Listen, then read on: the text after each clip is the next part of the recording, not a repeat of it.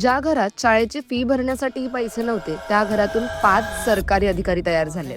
हो, बरोबर ऐकलं तुम्ही. राजस्थानच्या हनुमानगड मधल्या भेरुसरी गावातले एक शेतकरी कुटुंब.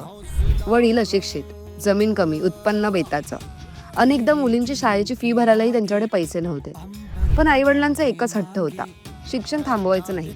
आणि त्याच घरातून 5 सरकारी अधिकारी तयार झाले.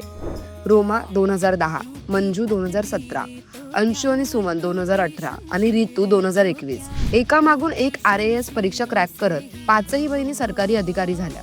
आज ज्या घरात कधी कधी पैशाची चणचण होती ना, तिथे आता स्थिर पगाराची नोकरी आहे, सन्मान आणि सुरक्षित भविष्य आहे. पैसे नसले तरी चालतील, पण शिक्षणावरचा विश्वास असेल तर गरिबी ही इतिहास बनवते. तुमच्या मते शिक्षण खरंच कुटुंबाचं भविष्य बदलू शकतं का? जर असं असेल तर आम्हाला कमेंट करून नक्की सांगा.